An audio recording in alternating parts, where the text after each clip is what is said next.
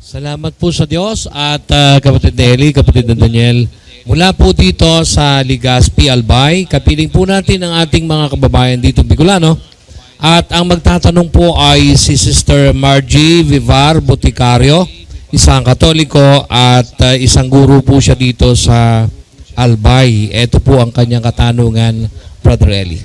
Salamat po sa Diyos at naimbitahan po ako dito sa Bible Exposition. Ito po ang aking katanungan. Kailangan po bang may relihiyon ang tao upang siya ay mailigtas? Hindi po ba pwede na magkaroon lamang siya ng maayos at intim na relasyon sa Diyos upang maligtas? Salamat po. Salamat din sa pagdalo, kapatid na Margie. Unang-una, wag ka lang ma-offend. Kasi yung notion na yan na ang kailangan ay relasyon lang, ang nagturo niyan mga born again Relasyon lang daw ang kailangan, di na raw kailangan ng relihiyon. Malaking kasinungalingan yun. Kasi ang nagtuturo ng tunay na relihiyon ang Diyos. Paano ngayon natin sasabihin na hindi na kailangan ang relihiyon? Nagturo ang Diyos ng relihiyon Actually, ang Kristyanismo ay isang relihiyon.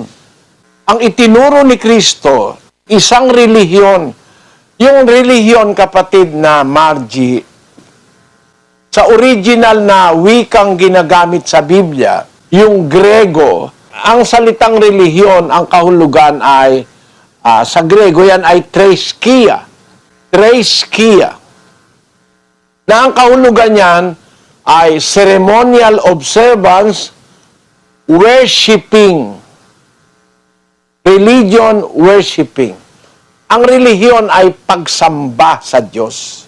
Paano ka kaya maliligtas at paano ka magkakaroon ng relasyon sa Diyos nang wala kang relihiyon? Yung treskia, yun nga ang pagsamba sa Diyos. Yun nga ang paglilingkod sa Diyos. Para magkaroon ka ng relasyon sa Diyos, kailangan mauna na makilala mo yung relihiyon ng Diyos. Matuto kang sumamba, sumunod, maglingkod. Ganon. Kaya, ang Biblia nagtuturo sa atin, kapatid, ng tunay na relihiyon. Yung tamang pagsamba sa Diyos. Basahin natin ang Santiago 1:27. Ang dalisay na relihiyon at walang dungis sa harapan ng ating Diyos at Ama ay ito, dalawin ang mga ulila at mga babaing bao sa kanilang kapighatian at pag-ingatang walang dungis ang kanyang sarili sa sanglibutan. Mga apostol nagturo sa iglesia, nagturo sila ng dalisay na relihiyon. Si Santiago ay sumulat sa iglesia, sabi niya, ang dalisay na relihiyon at harapan ng Diyos at Ama ay magkaroon ka ng pagmamalasakit sa mga ulila, sa mga babaeng bao, at pag-ingatan ang sarili na walang dungis sa sanlibutan. So, yung sasabihin na hindi kailangan ng relihiyon, nagtuturo nga ang Biblia ng relihiyon kapatid. At pagka ang isang tao ay gustong maging dapat at maglingkod sa Diyos, kailangan matutunan niya yung tunay na relihiyon. At yung tunay na relihiyon, itinuturo yon ng mga apostol, ng mga ebanghelista na isinugo ng ating Panginoong Hesukristo.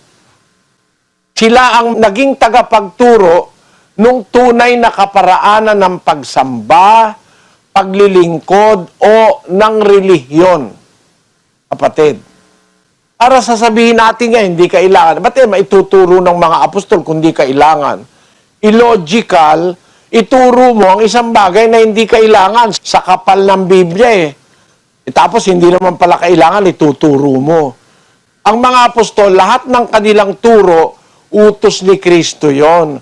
14:37 ng unang Korinto. Kung iniisip ninyo man na siya'y propeta o ayon sa Espiritu, ay kilalanin niya ang mga bagay na sa inyo'y isinusulat ko na pawang utos ng Panginoon. Nang isinulat ng mga apostol, pawang utos ng Panginoon. Sinulat nila relihiyon. Hindi naman pala kailangan. Pero kasi mga born again, na gano'n sabi, hindi kailangan na ikarelihiyon. Kasi para sa born again, ang isip nila ang relihiyon, yung iglesia. Ano? Hindi raw kailangan na iglesia. Kaya tawag nila sa kanila, hindi iglesia, born again eh. Pero alam mo kapatid na Margie, no? Pati yung iglesia, kailangan yun eh. Tinayo nga ni Kristo yung iglesia eh. Tapos sasabihin ng born again, hindi raw kailangan. Kailangan daw relasyon. Panlulokong diretsahan sa kapwa yun eh.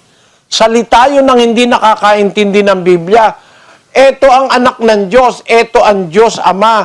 Nagtayo ng iglesia. Tapos sasabihin mo, hindi kailangan. Hindi kailangan na relihiyon. Ang kailangan lang relasyon. Maling pananampalataya. Wala sa Biblia. Kasi ang nasa Biblia, ang itinayo ng Diyos na iglesia, mahal niya. Minahal din ni Kristo. 5 ng Efeso, basahin natin ang versikulo 25. Mga lalaki, ibigin ninyo ang inyo-inyong asawa, gaya naman ni Kristo na umibig sa iglesia at ibinigay ang kaniyang sarili dahil sa kanya. So Kristo, inibig niya ang iglesia at binigay niya yung buhay niya dahil sa iglesia. 20:28 ng Gawa.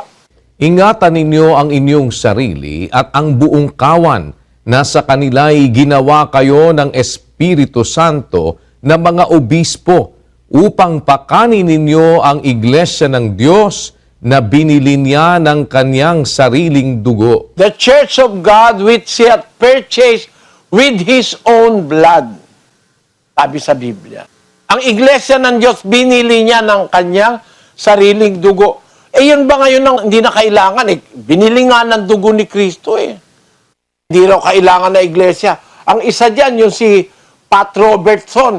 Yun naman ang ginaya ng mga pastor ng born again dito sa Pilipinas. Ito mo sabi ni Pat Robertson. Dito po sa kanilang ang sagot, si Pat Robertson sa pahina 80-81, sa tanong na kailangan ba akong sumapi sa iglesia para maligtas? Ang kanilang sagot, para maligtas, kailangang tanggapin si Jesus bilang Panginoon at tagapagligtas. Walang ibang paraan. Ang pagpasok sa iglesia ay hindi makapagliligtas. Pagpasok sa iglesia, hindi makapagliligtas. Pag mali ang iglesia, mapapahama ka. Pero yung minahal ni Kristong iglesia, ibinigay niya ang kanyang buhay para doon. Sabi mo, hindi na kailangan. Maling aral yan ni Pat Robertson ng 700 Club. Hindi raw kailangan ng iglesia. Paano ngayon yan? Nagtayo ang Diyos ng iglesia. Hindi mo na kailangan. Tinayo ng Diyos, ba't hindi mo na kailangan? Bakit? Kasi ayaw mo ng iglesia. Ayaw mo rin ng relihiyon. Ang gusto lang, tanggapin lang si Kristo. Paano ba pagtanggap kay Kristo? Basahin natin ang isang talata ng Juan 12:48. Ang nagtatakwil sa akin at hindi tumatanggap sa aking mga pananalita.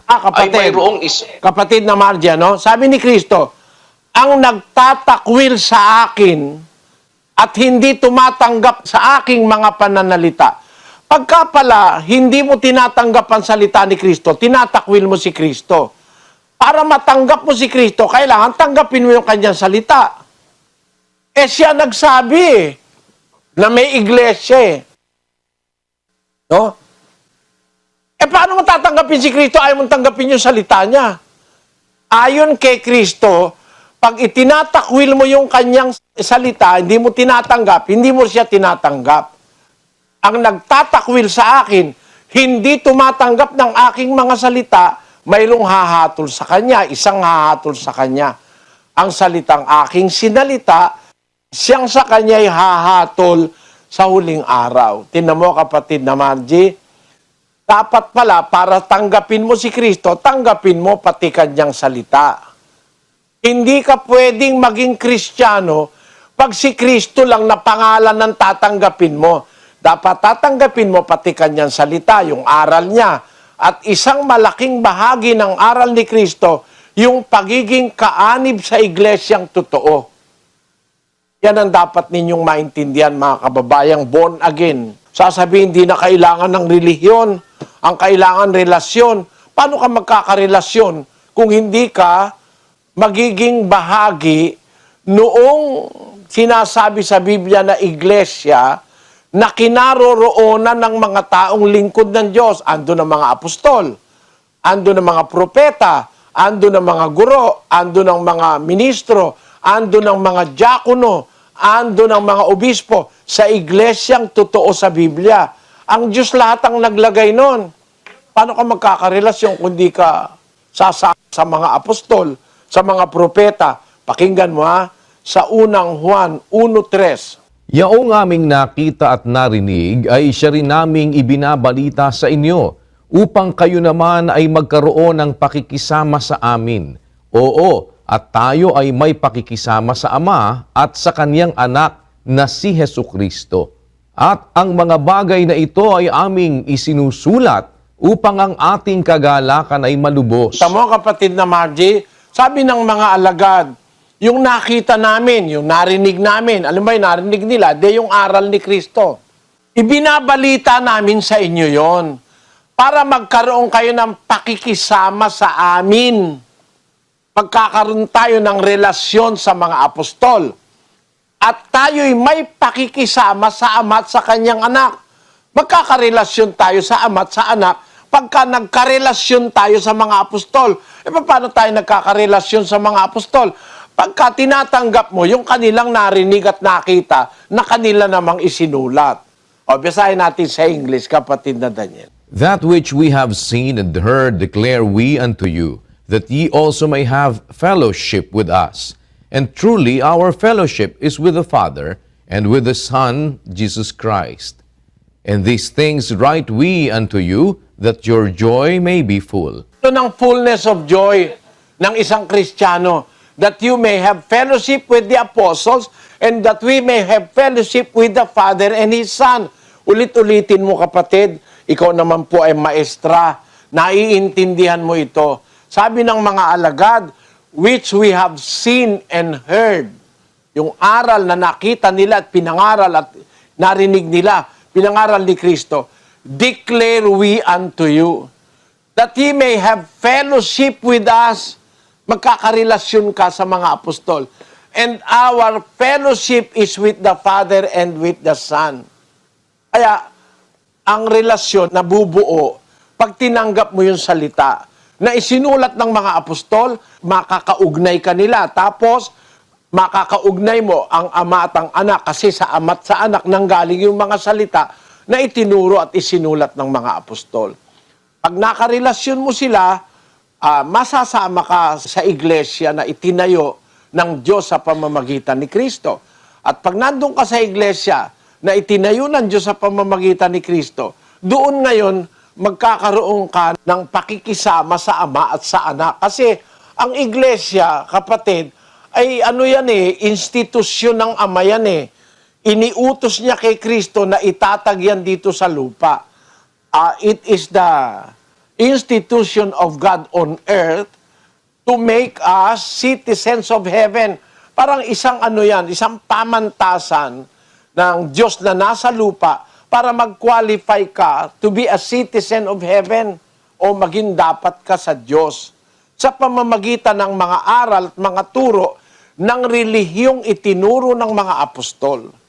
Para ngayon sabihin ng kahit na sino na hindi na kailangan ng relihiyon para maligtas at kung consider mo sa Biblia, ang relihiyon pala, yung treskia, pagsamba pala yun sa Diyos, paglilingkod sa Diyos. Paano ka maliligtas kung di ka maglilingkod at di ka sasamba sa Diyos? Sana naunawaan mo po, kapatid na Margie. Salamat po. Salamat po, kapatid. Nanyayaan kita, kapatid na Margie, para makita mo lang na yung talagang tanong mo, yung kabuuan ng sagot. Dumalo ka po sa ating mass indoctrination. Pag-aaral ng aral ni Kristo, yan sa lugar nyo, meron dyan. Lahat ng mga local churches ng Church of God, sa buong Pilipinas at labas pa ng Pilipinas sa Asia. Kung saan may mga Pilipino, po pwede kayong makisali at sana ay dumalo po kayo. Inaanyayahan namin kayo.